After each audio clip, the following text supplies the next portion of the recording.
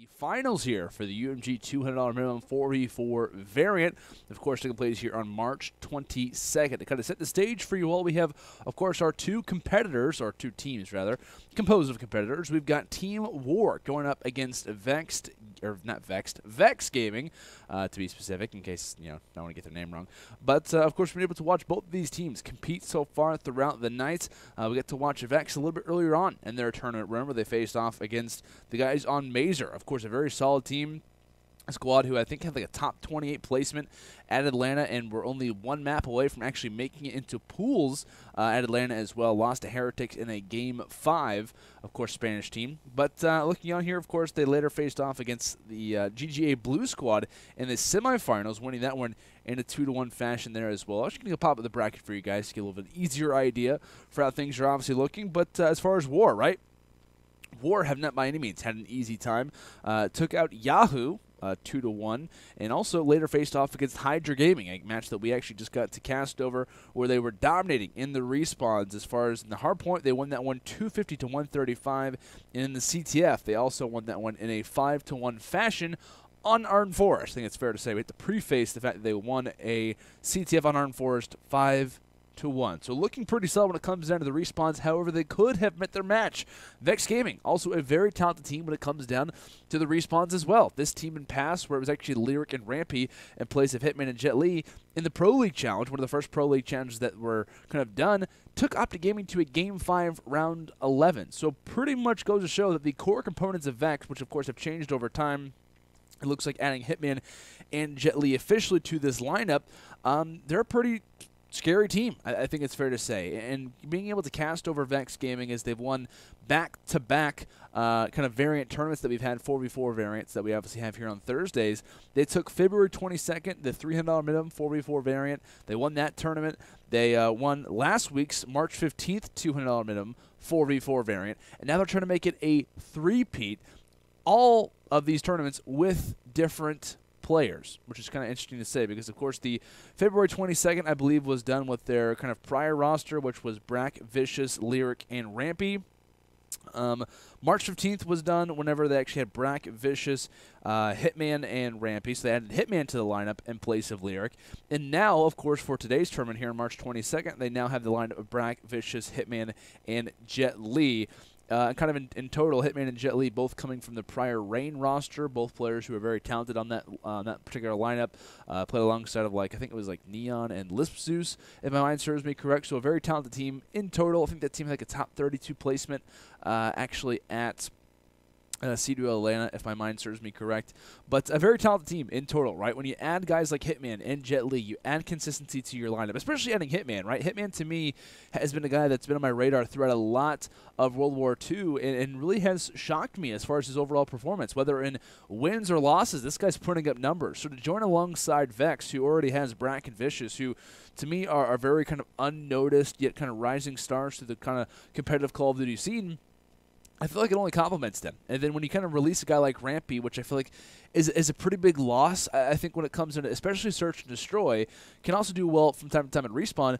JetLi kind of plays that exact same role, the sniper in Search and Destroy, the guy who puts up numbers in that game mode, along with a guy who at times can be maybe even more consistent, you could argue, in respawns as well. So I feel like when you're looking at Vex, I feel like they've made some upgrades to their team. In winning back-to-back tournaments, you'd like to imagine that the momentum could be going for them. But Team WaR could have other plans. They have looked solid in tonight's tournament, recently adding Demise actually to their roster in place of Skilliosis. I believe Skilliosis is now playing on like Mago Gaming, I believe, there too. So having some roster changes, obviously big mixed up. Both teams playing with a new lineup for tonight's tournament. And we'll see, obviously, who it fares off for best. Finals underway. Make sure to be tweeting out the stream, twitch.tv/UMG events. Add us in the tweet, at myself, at Lando. And I'll be retweeting every single one that I see. I want to obviously get as many people in here as possible to witness what should be a phenomenal final that could be seeing all three maps. I'm hoping for a CTF on Flak Tower. Of course, if it does end in 2, map number 2 is Search and Destroy on London Docks.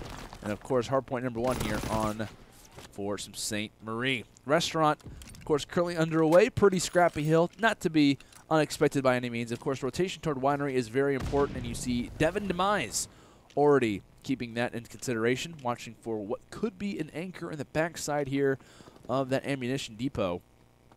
Not spotting anyone for the time, and looks like it will be Vicious, who cuts him down, not even able to make it past that second archway.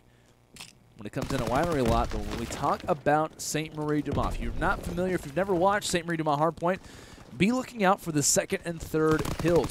In winery lot and in parking lot, these two hardpoints can grab you a ton of time based on how the kind of positions on the map work and what kind of rotations you have to make when you die, where you respawn up at, and how difficult it is to retake the hill. It's definitely very noticeable. And speaking of noticeable, Brack still rocking the bright orange STG-44, my personal favorite camo in the game, and Brack makes it act as if it actually gives you a weapon upgrade, but not the case. And take a look at this, though. Normally in teams in past, and even in prior Call of Duties, rushes would be made toward a winery lot, but the rotation with 20 seconds up toward this next hill and parking lot just goes to show how valuable this hill is, wanting to set up early, wanting to have those spawns in your favor.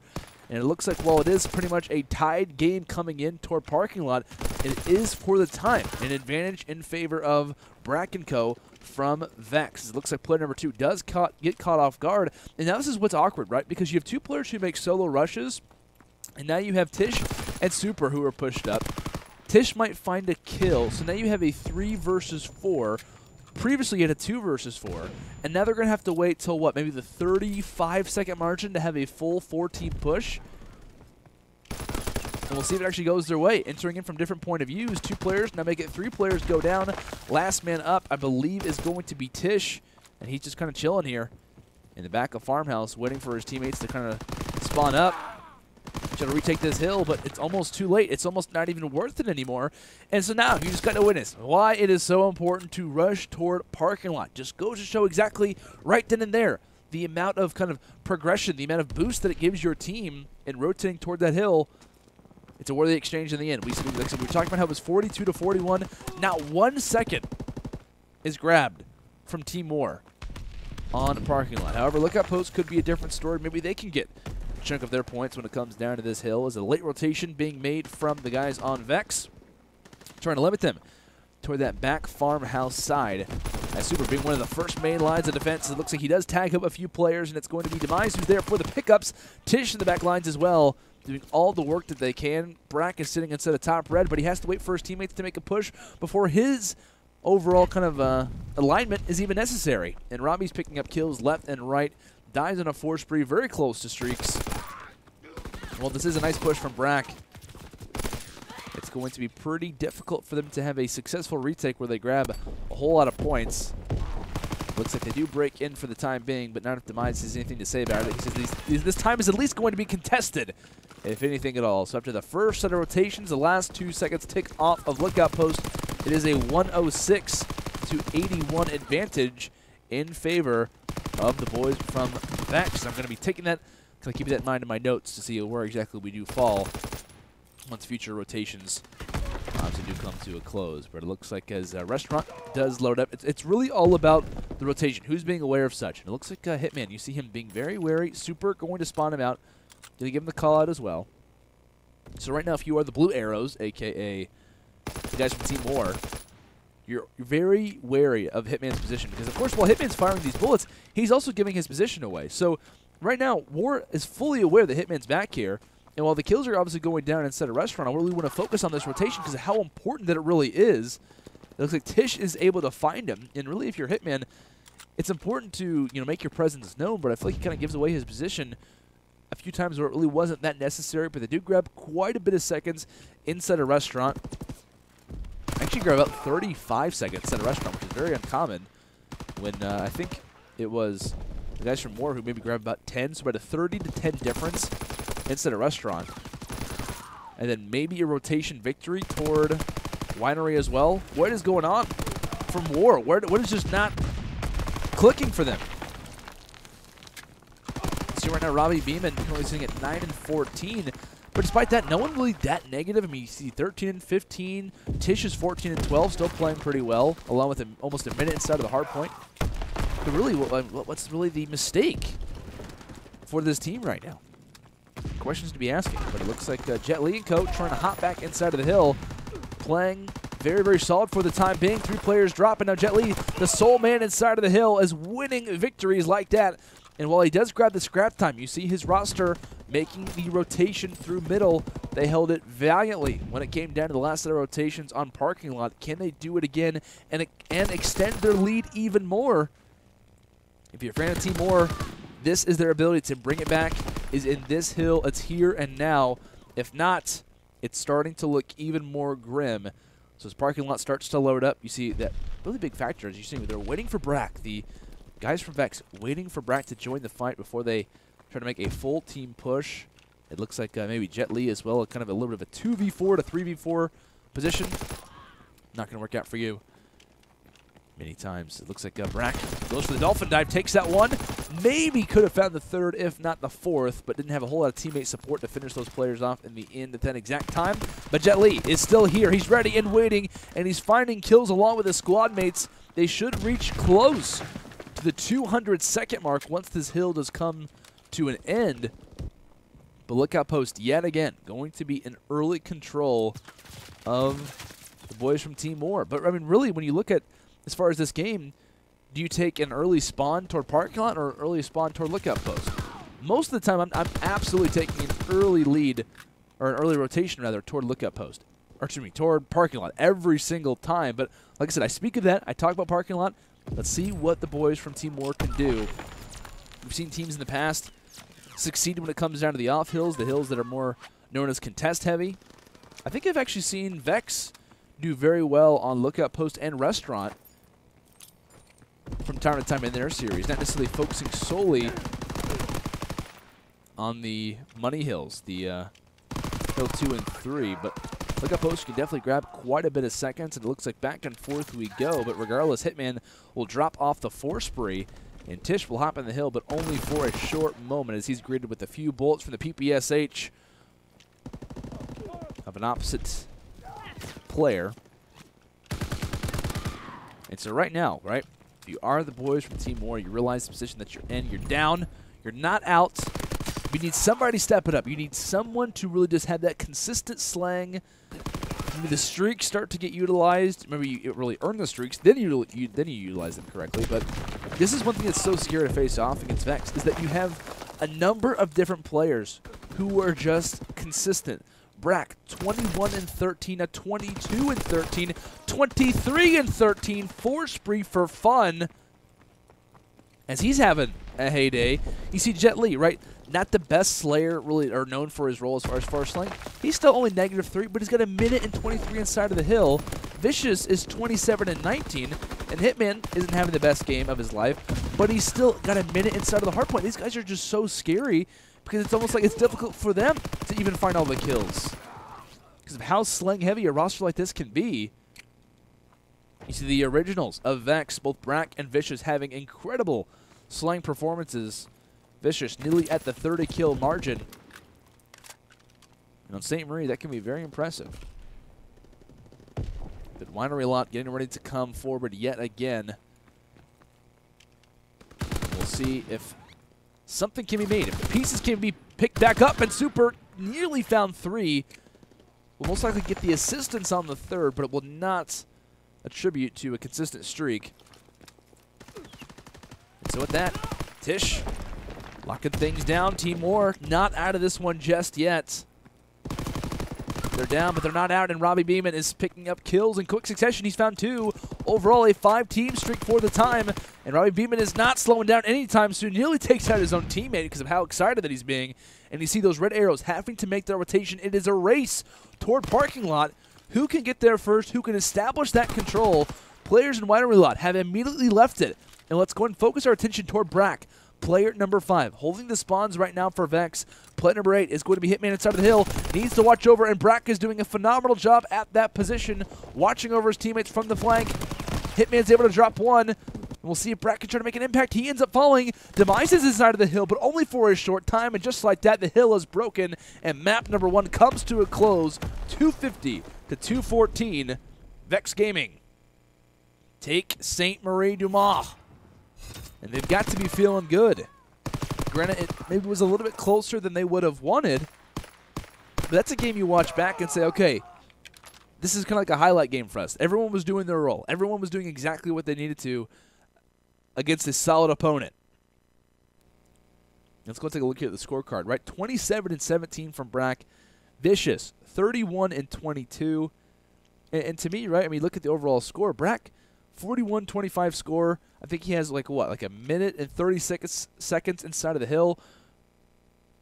The man did everything. And this is why I've been so big on this guy, Brack, throughout so far this year, is that he really does a lot for his team. It's not just the slang work that he puts in, but it's also the objective work. Let's go and take a look quickly at our Hardpoint breakdown, our scorecard, to see where exactly this game kind of went and what could be the major outlier that we don't really get to notice when it comes down to obviously being in the game. It looks like Restaurant was fairly back and forth, only an 8-second differential. That obviously goes the way of Vex. Winery actually went the way of Team WaR. You see Parking Lot, the major difference, a 60-second, a whole minute difference between Vex Gaming and Team WaR. Lookout Post obviously went the way of Team WaR, but I mean really, you see what? 8-second differential on Restaurant, an advantage on Winery toward Team WaR, a 20-second advantage on Lookout Post toward Team WaR. It was a battle of one hardpoint, which is Parking Lot, and this has been the definition, this has been the identity of Sainte-Marie since the beginning of this game, which has been lockdown Parking Lot. Not that you always win, but you have a very high chance of winning a game because, like I said, there's only an 8-second advantage that they have on one hill besides Parking Lot, and they win this game 250-214. Just goes to show that when you hold Parking Lot correctly, the momentum and the overall kind of advantage that you can get has got to be huge. I think it's fair to say. And even off the first rotation, I actually wrote down, it was 106 to 81 after the first of the rotations. A pretty similar scoreline to what we get to witness in the latter parts of the game, so that just goes to show to me that, hey, it was a pretty much even game throughout most of it, or a pretty even landscape from kind of time to time. It was the similarities. There wasn't really too much that was going on. It wasn't the middle game that Vex had. It wasn't the late game that Team WaR had. It was just a matter of pretty much a consistent fight where Vex was kind of always in the driver's seat, and they obviously held a lot of control when it comes down to Parking Lot, which was in the first set of rotations. The second set of rotations, they were just dominating their way, either rotating early, whatever it may be. They had the early advantage, and they absolutely kind of rode with it alongside of their awesome slayers that they have in Brack and Vicious when it comes down to these game modes. But now we look at Search and Destroy on London Docks, right? For Team WaR, this is a team who I feel like can definitely perform in this game mode. However, though, we talk about their last series when they face off against Hydra. Hydra, to me, is not known as a very talented Search and Destroy team. However, though, Hydra takes a 6-3 victory in Arden Forest versus the side of the Team WaR. So now that kind of leaves me in a position where I'm thinking, okay, Team WaR, how are they going to perform in Search and Destroy? Because I feel like Vex, they're going to be a pretty solid team no matter what. I feel like every game that you throw at them, they're going to be pretty decent at it, especially Hardpoint and S&D. Be looking out on London Docks for JetLi Sniper. Hitman, at least on his prior team of Rain. Very aggressive, constantly looking for first bloods. That was the kind of mixture that I really liked on Rain a lot, that I feel like they had a lot of success in, was the ability to have JetLi from a long range and Hitman from a close range. Kind of like the, in past, like different rosters have really succeeded with having a good sniper and a guy who was just kind of always in your face, kind of like a Zuma-type player where he's either on the flank or kind of in your face. He's played that role in past, especially on London Docks, where we talked about that water side push, those A pushes that earlier made first bloods that can happen inside of 10. Going to be very influential. That's normally where you're going to be seeing Hitman lie, along with Vicious, who can also kind of play that very aggressive SMG role. Brack's probably going to be in the back lines, probably watching like a solo site by himself, kind of lingering maybe inside of fire as well. So a lot of different positions to be looking out for when it comes down to Vex. Cannot count out Team WaR when it comes into Search and Destroy. It wouldn't surprise me if they take this game mode, but based off of their history in this tournament, they don't have the best overall record, and when it came down to Vex, they ended up taking the Search and Destroy on Sainte-Marie 6-3 versus Mazer Gaming. So one team has won an S&D, at least in the tournaments that we've casted versus solid teams, and one team has not. And that one team who has won it is now up 1-0 in this series. So feel free to obviously let me know what your predictions are. I'm going to go with Vex. I think they close this one out 2-0, and I'm thinking they go for a three-peat. I think the three-peat happens now, and I think it happens on London Docks. But if you Welcome back, ladies and gentlemen, for potentially the final time, of course, the UMG $200 minimum 4v4 variant here on March 22nd. It's myself, Lando Sanders, guiding you guys through the action as we're loading up here for map number 2. I said we're loading up. We're already hopping in here toward round number 1 between Vex and Team WaR.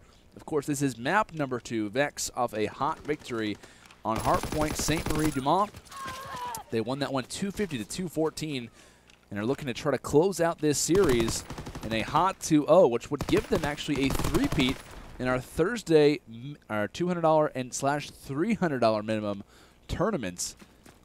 And of course, Hitman trying to start them off with a exclamation point, as he would be finding the hat trick if he does take out Super, along with guaranteeing himself a 1v2 up close, a personal fight. Super, you're not fast enough, as Hitman on a tear early. And when we talk about Vex, it was a matter of, in their one search and destroy, when they faced off against Mazer Gaming, what was an elimination game where they actually lost the hard point, their backs are against the wall. It was Vicious who came up clutch for them, finished off 14-3 along with 4 bomb plants. Absolutely went huge and kind of single-handedly gave them the victory in that game. But looking on, I was kind of surprised. JetLi is normally the sniper least on his prior teams, and that's why Vicious now has it. The nice pick through the smoke. No one saw it coming, including Vicious. But Super now 1 versus 3 inside the bomb, and has the bullet whistle past his ear, tosses the nade in the air, and says, well, we'll see what this can do. It's a pretty awkward spot to be in. Thankfully, though, he does have the bomb. That's really the only positive to be having. To be having for the time. As Vicious also picks up this kill as well. So first blood and final blood. That's not a term, but I just made it up. Kind of the core kills that you need to secure a round, and Vicious is a part of both of those. And speaking of both, a pair found early for the boys on Vex. Let's go and swap over, rather, to the guys on Team WaR. See what maybe could be going wrong. All of them 1 and 2. RobbieBeamin, though, with the first blood. As it looks like 2 players making their way through mid-cut. No one's sitting inside of barrels to counteract this play. As JetLi, regardless, though, takes out Demise. A nice little jump spot there from RobbieBeamin. He's primed and ready to watch that bomb. Spots the nade get tossed over. I'm not sure if that did any damage. I don't think that hit marker popped up, so you don't really see the guys from Vex immediately checking that area. And if you can see here, yep, no one watching it. At no point did anyone watch cuts. And Vicious is a little bit late, so I think Hitman was relying on the call-out that Vicious should have gave him, but Vicious isn't there in time to watch over him. But regardless, though, they find themselves in a 2v1 and now a 2v0. 3 rounds in a row for the boys on Vex. They're obsessed with threes. They want a three-peat.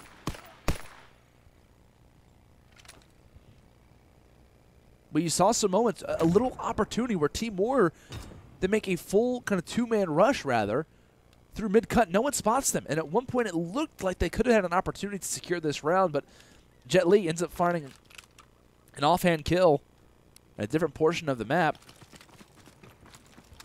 and helps secure, yet again, another round victory. Smoke's tossed out. Time for a different strat. We'll see what Team WaR can do. Last time they got picked through the smoke. This time, not going to happen.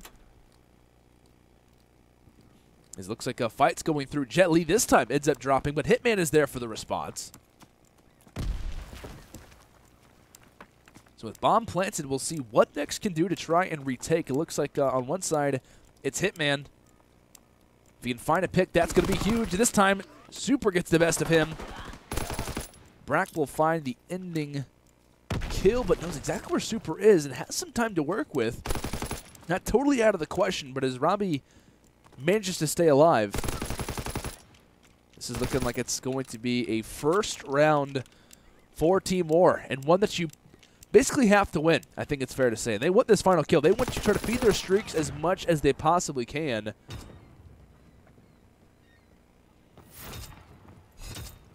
But when you're talking about kind of a spark to get you back in a match, get you back in a series, a round like that is huge. Losing a hard point the way that you did, and now coming into the search and destroy where your backs are against the wall. This is a best of 3. You lose this London Dock search and destroy, and you are done. You're finished. So to go down 4-0 on map 2, 2 rounds for the enemy team to grab. It can start to give the opposite team a lot of momentum, and you basically nothing. But off the start, looks like RobbieBeamin making a very aggressive rush, but VexX takes off his head and has no connotations toward it, making it look incredibly easy. And also has the grenade as well, could pick off one, and that's going to give a free plant to Brack. I love that play. Just the overall presence of VexX toward this street side is completely keeping the boys from Team WaR at bay. As VexX finding yet again another peek. He's got two. He'll finally get taken down, but did exactly what he had to in this round. Finds 2 out of the 4 kills, along with allows Brack a free plant at the bomb site. As VexX in Search and Destroy has been answering the call, rather with an AR or with a sniper rifle in multiple game modes versus different teams. It's crazy to see. 6-3 right now for VexX. Hitman 4-2, JetLi 4-4, and Brack 4-2. That is consistent numbers right there coming in from Vex. Mr. VexX watching over toward that A site. Not going to have anyone for the time being, as Team WaR might know better now. Early kills taking place as SheeshSuper found a response kill, but look at this. Hitman, player number 1. This may not look like a solid position, but I mean, you're not really going to be checking this corner that often, especially if you're the bomb planter, just a corner that is a little bit annoying. And if they can maybe cause some noise instead of cut, they could definitely distract, but unfortunately for him, no players inside of cut. And like I said, no one, like, Demise doesn't even think to check there. I mean, it's a normal spot where people can hide, but it looks like, oh my goodness, Hitman coming out to play. 3 kills in 3 seconds. Takes out Tisch and says goodbye to SheeshSuper and goodbye on your chance of winning tonight's tournament. We're going for the 3-peat, and I'm going for the triple in the kill cam. Unbelievable stuff coming in from good old Hitman. 7-2, and along with that exclamation point will give his team not just map point, not just series point, but tournament point. 5 rounds to 1. Hitman finally dies, but VexX is there for the response. 3v3. It looks like SheeshSuper could be an opportunity to take down JetLi, but does receive the shots. Has a nade in his back pocket. RobbieBeamin does shut down VexX. It's now in a 1 versus 2. RobbieBeamin all by himself and has an opportunity. He's actually making the rush. He's going to cut off JetLi, but he's not fully aware of it, and JetLi will shut him down, and just like that, that will do it for tonight's tournament. Vex are your champions as they do claim the title of UMG $200 minimum 4v4 variant champions of March 22nd and officially complete the 3-peat. They win 3 tournaments in a row, our variant tournaments on Thursdays. They are just killers, man. Absolute killers. They win the February 22nd $300 min. They win the March 15th $200 min. And they win today's March 22nd, well, technically March 23rd. March 22nd $200 minimum there as well. Crazy stuff to see. Of course, congratulations to the guys on Vex. But, I mean, talk about a highlight play coming in from Hitman. I didn't think that that play was even possible. I was like, okay, he finds 1 kill. That's pretty good. Then I'm like, okay, he's making his way all the way through Closet. Finds 2 kills back-to-back. Like I said, man, I mean, the guys from Vex, I mean, it's unfortunate that they lose, you know, a roster. They lose some of that chemistry. But, I mean, you talk about the pieces that they add along with it. I mean, they add JetLi. They add Hitman. These guys are both consistent in multiple game modes. Hitman, especially to me, of the two, and not just Hardpoint, but in Search and Destroy, he can do stuff like that. And that's something that makes this Vex Gaming squad so scary, whether in LAN matches or in online matches, is that the ability for this team, as far as consistency is considered, is very nerve-wracking. It's very scary. Of course, congratulations to the guys on Team WaR for making it as far as they did. Had a valiant effort when it came down to the hardpoint, but in Search and Destroy really just had quite a few struggles. Tisch finishes off 2-7, while the other players finish off 4-6 or 4-7. Not much you can really do when obviously you're kind of getting outslayed like that. But along with Hitman's performance, we also got to talk about Vicious, right? Vicious had an insane map as well. Multiple Search and Destroys. He was going off his sniper rifle through the smoke. That's a highlight play in itself. He was single-handedly shutting down half the map, especially on water side, with that sniper. And like I said, at one moment he finds the first blood on defense, and on the offensive end, he's also freeing up his teammate Brack to get the bomb plant. And at some points, right, there's a smoke out to try to limit Vicious's overall perspective. And even with the smoke out, while Vicious can't see a thing, he's still causing havoc on the opposite end, where Team WaR doesn't even want to rush in toward the A site to even try to counter what could be a plant going down, because they're worried about getting taken down by his aggressive sniper rifle. He made the statement early. That's exactly what you want to do on Search and Destroy, especially with that sniper in hand. But of course, congratulations to the guys on Vex. Thank you so much, of course, for everybody who was tuning in for tonight.